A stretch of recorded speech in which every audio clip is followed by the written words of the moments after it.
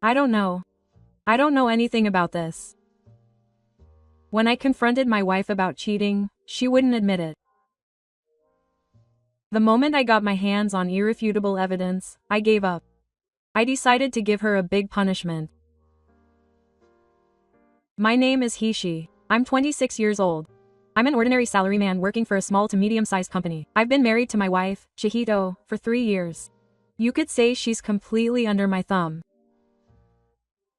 We met when we were in the same seminar in college. Her bright smile left an impression on me, and before I knew it, I was following her with my eyes. With the help of my friends, I somehow managed to exchange contact information with her, and after a series of flirtations, we started dating.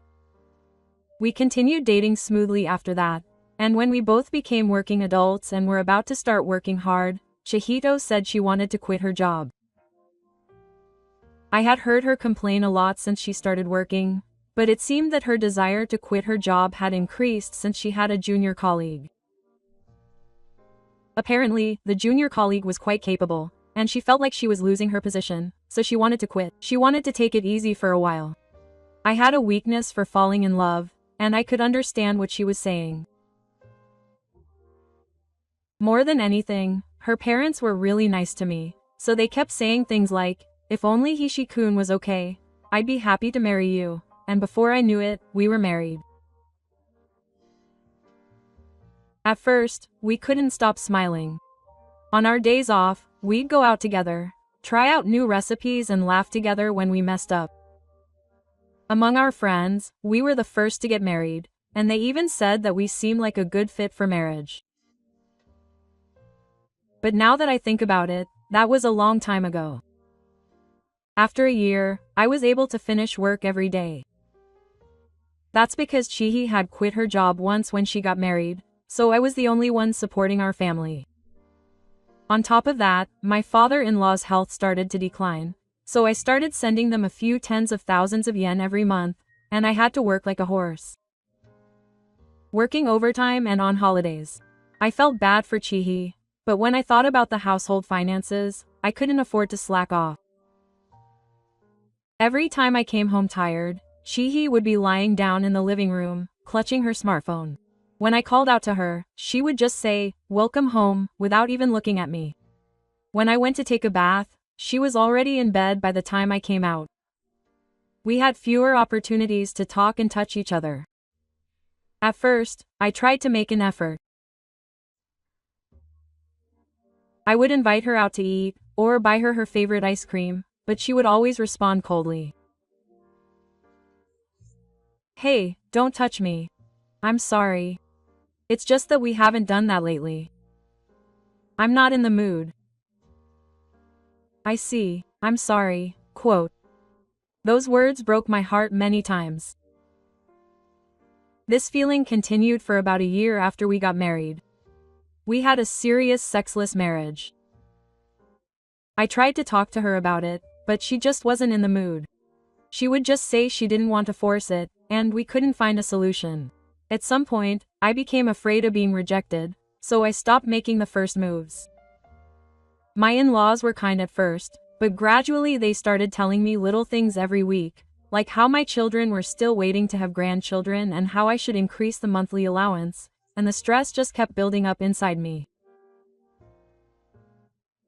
So I asked Chihi to please work part-time, and she started working 2 or 3 times a week at a nearby supermarket.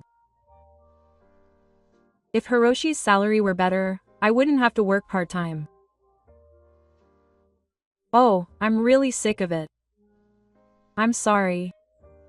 "Then why don't you think of it as Chihi sending money from her work to your parents?" "I don't send money to my parents."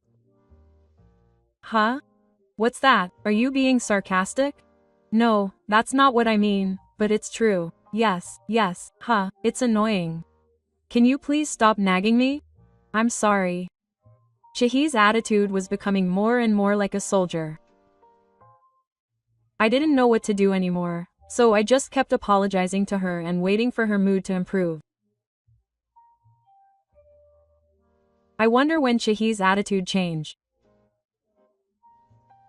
Before I knew it, she was always on her smartphone, and her fingers wouldn't stop even during meals or after taking a bath.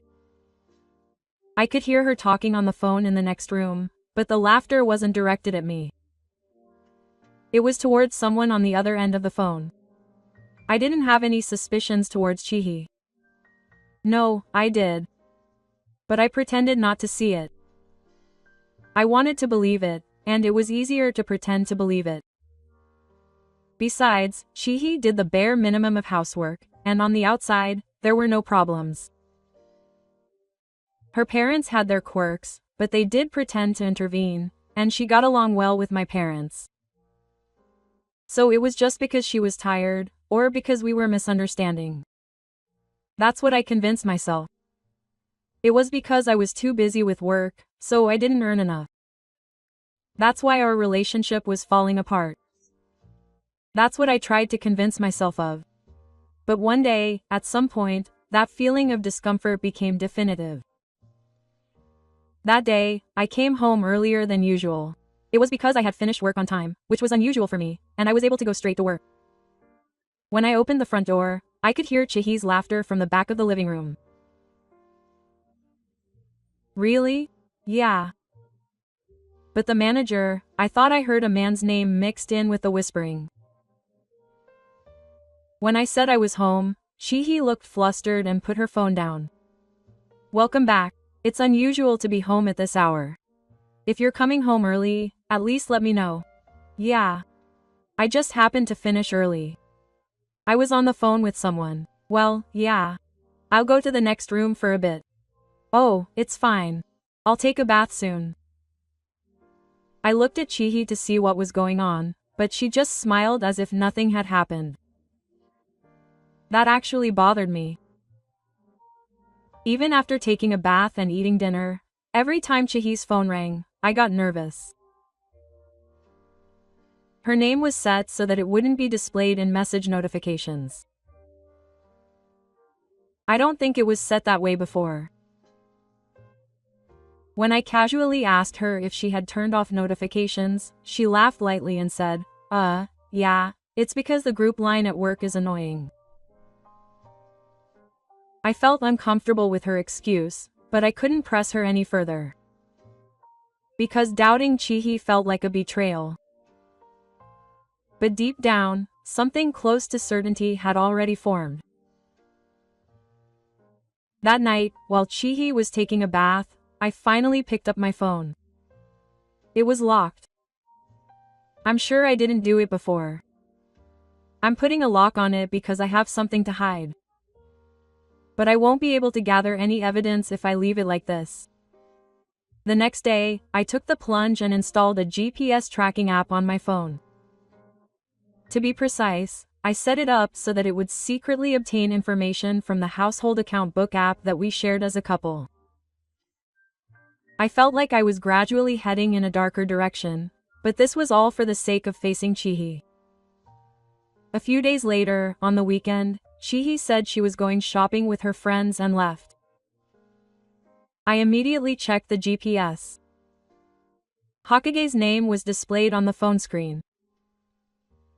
After moving near the shopping mall, the icon moved towards the hotel district about 30 minutes later. I couldn't believe my eyes.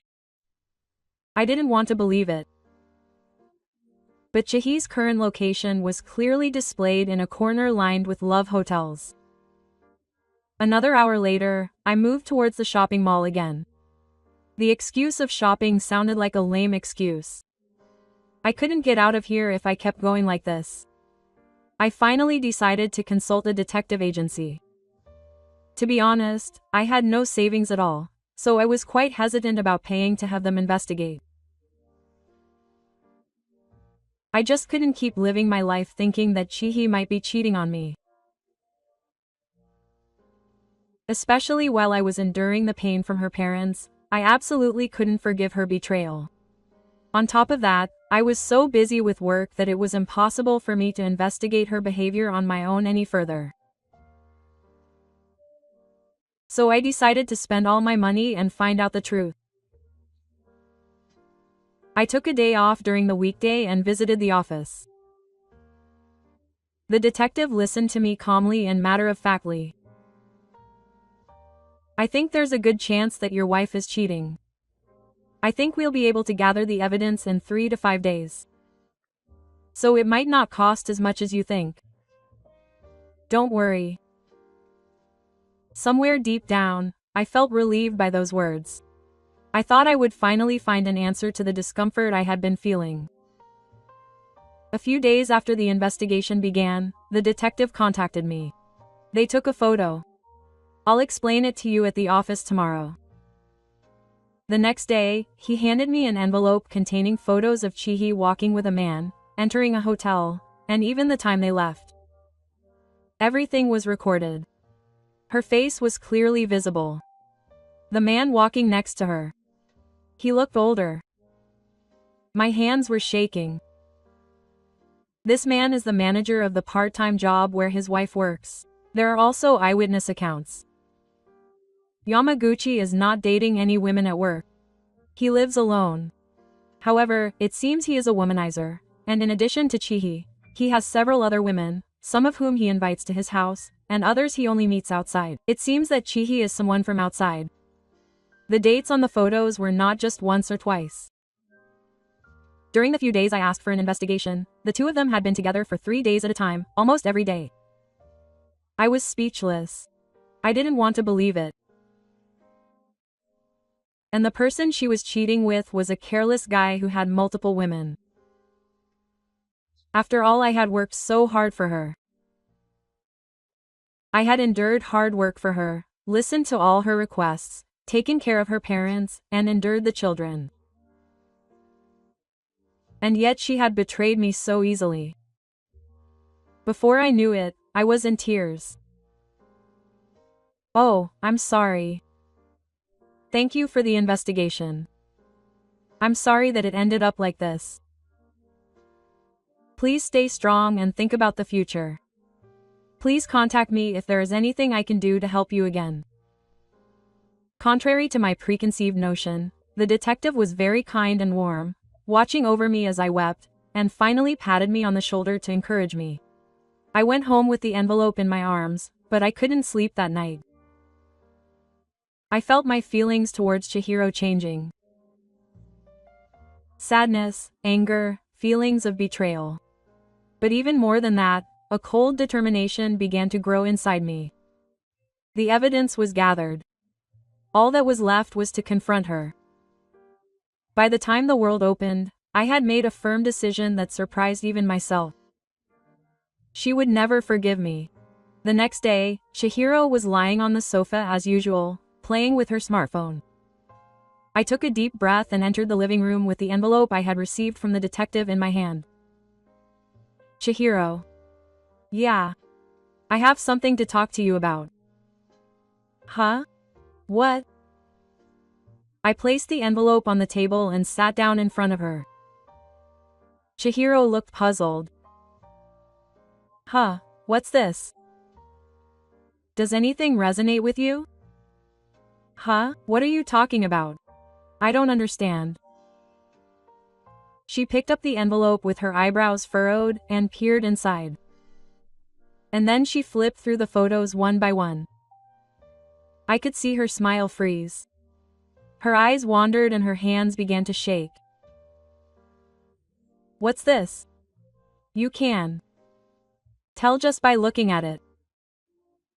It shows you and manager Yamaguchi entering and leaving the hotel. The date and time are written on it. After just a few days of investigation, we had gathered this much evidence. Chihi was silent for a while, but then she threw the photo down on the table. Is it different? Are you sure it's different? I didn't go into the hotel. I think this is probably someone's way of harassing me. I don't know anything about this. No, there's no way you can make excuses when the photos are so clear. Who would forge such photos, let alone so many of them? Are you crazy? I said in a controlled voice. I wanted to yell at her. But I figured I'd lose if I did. I calmly and matter-of-factly confronted her with the truth. Maybe she could tell that I was acting differently than usual, because I could see Chihi's eyes growing increasingly frightened. Your phone's notification lock, changes in clothing, and GPS location information are all connected.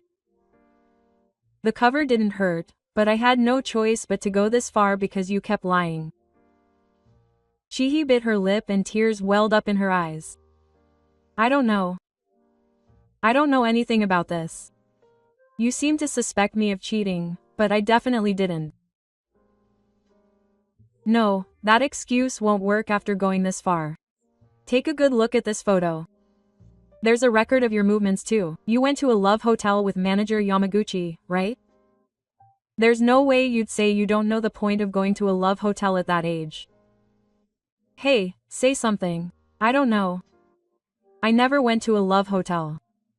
Why are you suddenly saying this? I seriously don't understand.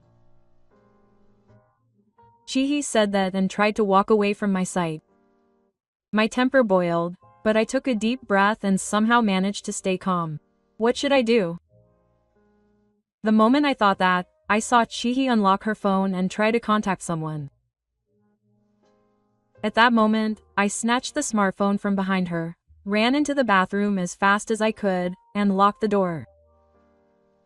Hey Hiroshi, open the door, open the door. Chihi pounded on the bathroom door. I ignored her and looked at the photo folder on her smartphone.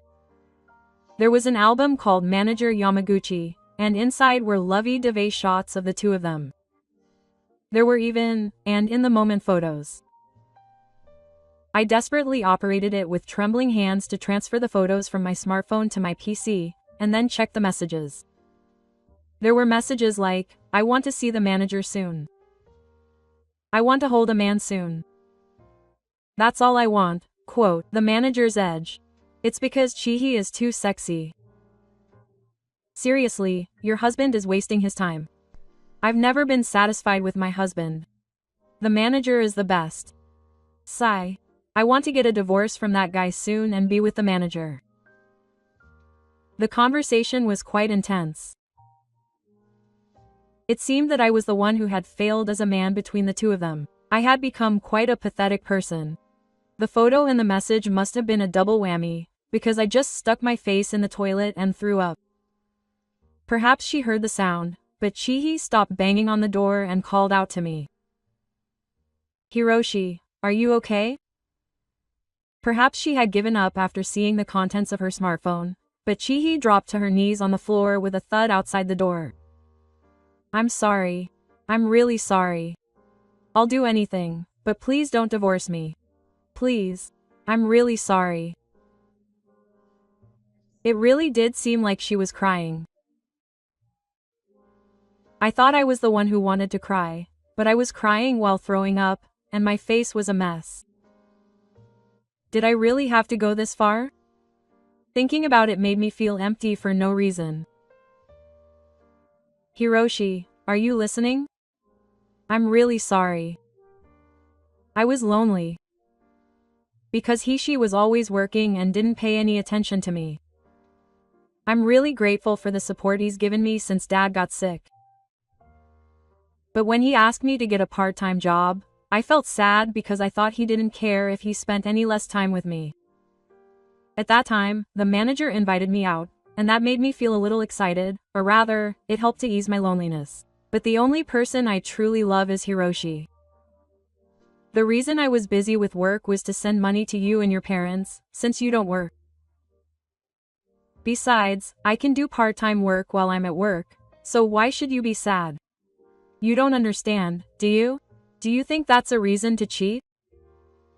It's not. I'm really sorry. But please. I really want to be with you forever, so I absolutely don't want a divorce. Please, I'll do anything.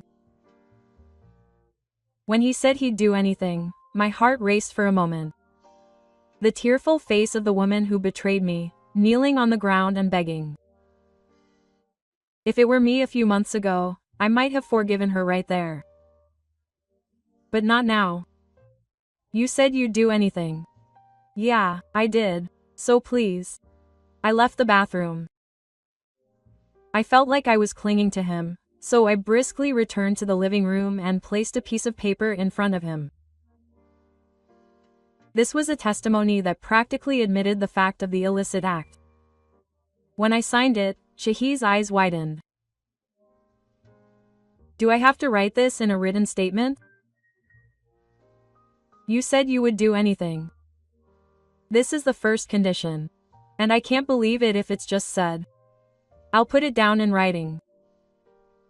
Shahi nodded slightly, tears streaming down her face. Her hands were shaking, but she wrote exactly as I read it out. I admit that I had a physical relationship with manager Yamaguchi of my own free will. She also made me sign and press the I want to button. Next, tell your parents about this. I'll go with you, so tell them the truth. I don't want that. If you tell your father too, then it's no use. When I said that, Shahi followed my face and muttered, I understand, while shaking her head. And finally, I'll demand compensation from Yamaguchi. You contact him and arrange for me to do it. That might be impossible. I think the manager will probably do it. Yeah, are you misunderstanding something? I'm already angry. I didn't say I would do anything. Okay. I'll contact him. In this way, I gave Brown 3 ways to make up for being betrayed. But at that time, I still hadn't realized where my true anger was. Even when I saw her crying and begging for forgiveness, my heart didn't move an inch. Instead, I just kept attacking her. A few days later, at Shahi's urging, I headed to the place where I was going to meet Yamaguchi. The place was a coffee shop in front of the station. A little after the agreed time, Yamaguchi showed up. He was wearing a black jacket and had his hair slicked back. His relaxed demeanor made me angry. Hello. I wondered what he was talking about when he suddenly called me over, but I guess we're on the same page. Then let's get this over with. You'll admit that you had an affair with my wife, right? Yamaguchi took a sip of his coffee and lightly relieved his shoulder. But it was with his wife's consent. It's annoying when he accuses me like that. My anger boiled over at his ridiculous attitude. This is annoying. I'm the one who's in trouble. Adultery is a serious illegal act. That's why I'm demanding compensation. I've already sent a certified letter. From now on, I'll speak to him through my lawyer. Yamaguchi was clearly shaken by the same reaction. But as if to hide it, my mother smiled wryly and said, You're pretty well prepared.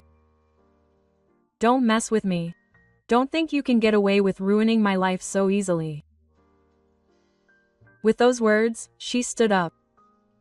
After leaving the coffee shop, my heart was filled with emptiness rather than anger. When I got home, Shahi looked at me with a frightened expression. Did you talk to her properly? Huh. She was being defiant. But it doesn't matter anymore. I'll leave the rest to the lawyer. I'll definitely demand compensation and make her face social sanctions. Then the next thing is to tell your parents. Shall we go? I pushed the crying Shahi into the car and went to her parents' house. Her parents were quite surprised by our sudden visit. Oh, what's wrong? That's unusual. 2 people suddenly showing up. Hey, what's wrong? Kairo, why are you crying? Hiroshi, what's going on? My stepfather was suddenly on high alert. Dad, calm down.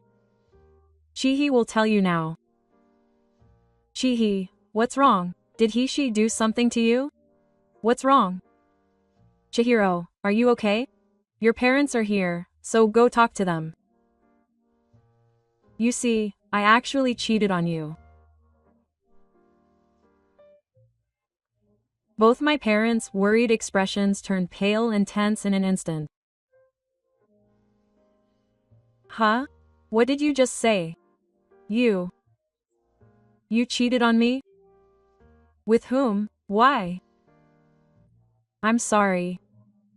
I'm really sorry. I ended up in that kind of relationship with the manager of the part-time job I was working at. Why did you do that? All three of them fell silent. Chihi was sobbing, and her parents just looked at each other in confusion, but they didn't apologize or follow up with me. Since Chihi came to tell me that she cheated on me, I'm going home for today.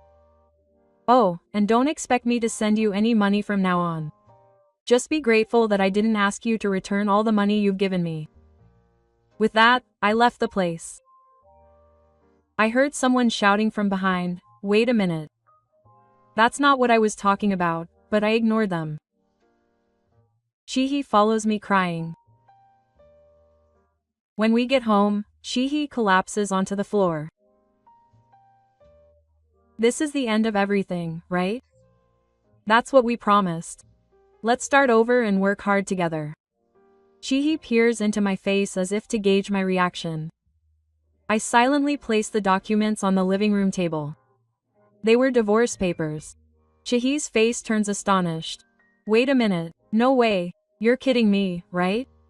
I told you I wouldn't get a divorce. That's why I did what you said. Why did you lie to me? No, I never said I wouldn't get a divorce.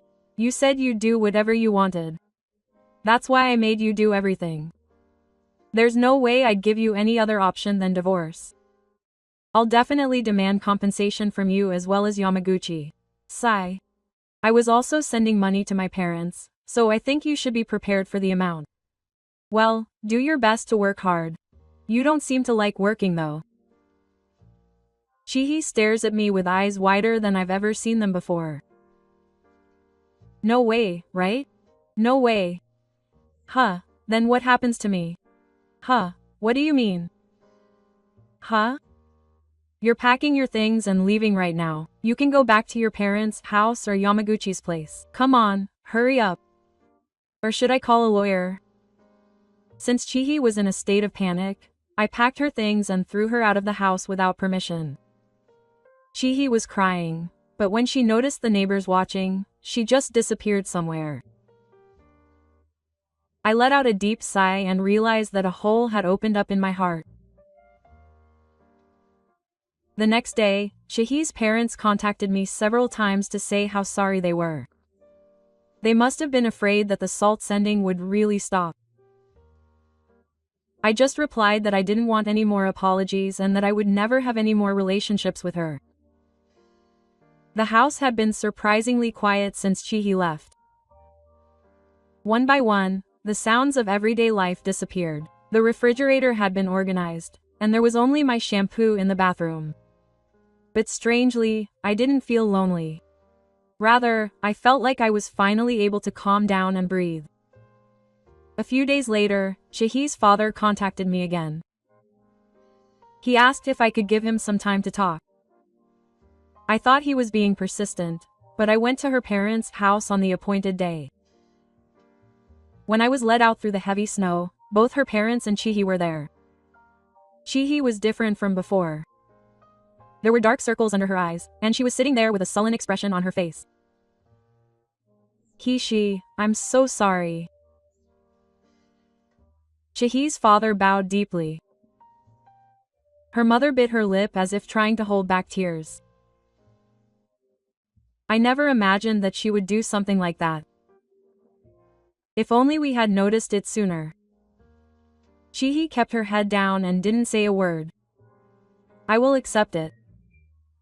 But I've already made up my mind, so I'm getting a divorce. No matter how much you apologize, nothing will change. Can't you do something about that? This girl is truly reflecting on her actions. Kishi, please. Please start over. Please. I shook my head and stood up quietly. She cried and said, I've lost everything. Her voice was so weak that I almost attacked her. But I stopped myself just before that. No, you threw it all away yourself. No one said anything after that, so I left the place and slowly walked home. My steps were neither light nor heavy. All I felt was that I had calmly fulfilled my role. The moment I got home and sank into the sofa, a notification came on my phone. It was Chihikara. I'm so sorry for everything. I won't contact you again. I wish he/she happiness. Those words didn't sway my heart. I deleted it without even marking it as read. The next day, I received a call from Yamaguchi's attorney. Higashikata admitted to the unspecified facts and offered 800,000 yen in compensation. My demand was 1 million yen. There was room for negotiation, but I accepted.